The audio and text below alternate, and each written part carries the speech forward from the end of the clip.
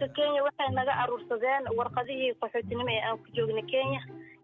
maxaad kala socotaa maxaad se ku ogtahay silicii rafaadkii iyo dhibaatadii ay kala kulmeen tahriibka Yurub kooxdii fashilantay ee waayaha cusub waraysi ayaan inkaga haynaa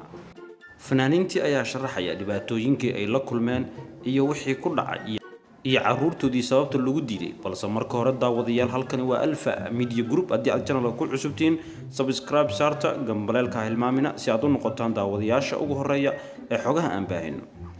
Falis Cabdi Maxamuud ku soco oo sharaxaad kooban naga si dhibaatada in ku dhacday iyo sababta keentay dalka Kenya waxay naga aruursadeen warqadihii qaxootinimo ee aan ku joognay Kenya kadib waxay nagu wargeliyeen in aanu ku soo laaban karin Kenya haddii aan soo laabanana Soomaaliya ay noo gudbinayaan aniga waxa uu sheegay in caruur yar yar Nairobi ay joogaan aanan ka tagi karin waxayna igu yiraahdeen ogow airport kama bixi kartid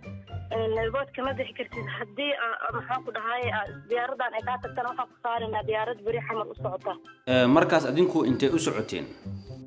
walaalo waxaan u soconaa dalka Holland waxaana ka qayb galayna barnaamij oo nabadda ka hadlaayo ma dib ayaa doonayseen inaad ugu laabataan Kenya walaalo dib inaan ugu laabanaan doonayna oo ardaynayna markaas warqadihii qaxootinimo ee aan Kenya ku joognay saas nooga aruursadeen waliba ayagoo laaluusha naga qaatay maxay in yiraahdeen marka waxayna dhaheen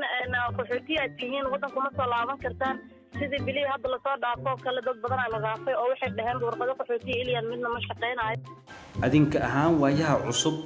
imise ayaad ahaydeen markii aad soo bixayseen halkeesa waaye meesha kaararka linkaga aruursaday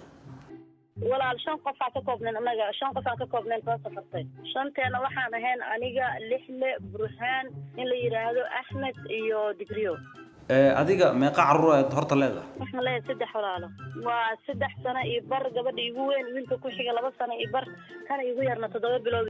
oo diyaad ugu soo tagtay caruurtaadii marka waxaan oga imid walaashay mid yar ila dhalatay iyo hooyo qorshihiina waqti intee leeg ayuu ahaa inaad ka maqnaataan Kenya markii hore warshayna wuxuu ahaa anaga ilaa iyo 28 bisha soo dhaafnay hadda marka ma isku daydeen inaad Kenya dib ugu laabataan kadib 28 bisha walaalo horta isdayisoo jirta maxaa yeelay ma ku laaban karno oo wixii aan ku gali lahayn iyo waxaan qaxootiga ahaan aan ku joognaba meesha isla markiina laga qaatay mana ku laaban karin haddii aan ku laabanaana waxay tagaysaa inaan Soomaaliya tagno oo maxaan ku dhahay aan wada dheer soo marno Soomaaliyana waa ka warqabtaa anaga dhibaato aad u fara badan iyo cabsi aan ka qabnaa taas darteed ma ku laaban karno mana tagi karno hadda maxaa inay qorshaysan hadda danta waxayna kaliftay inaan maxaan ku dhahaa dawladda Holland ama Ingiriiska because ma laaban karno anigii ninkeyga hadda taas oo kala asagana mar ugu dhoofayay UK taas asagana oga reebteen oo maxaan ku dhahay ilyanada iyo warqadii qaxootiga Kenya ninkaadu Soomahan gudoomiyihii kooxda waayaha cusub ee Shiina Akhyaar waa sax marna waa gudoomiyaha kooxda marna waa ninkeygii asagana mar uu dhoofayay UK taas darteed way ka qaateen asagana saasaan ku kala go'doonay haddana waxaan kala go'doonay caruurteedii aan u laaban karin anaga qorsheena wuxuu ahaa inaan week ilaa week aan maqnaano aan 28 meelahaas aan laabano qorshaha ah dawladda Kenya wax xiriir ah ma la sameeyeen markii aad hawshii aad xagga u joogteen dhamaysteen kadib may walaal aniga taas war uma haayeen Shiina iyo sameeyeen laakiin aniga ahaan war uma haayo haddii la labsanayaan wax faa'iido ma lahan maxaa yeelay Kenya xuquuqda qaxootinimo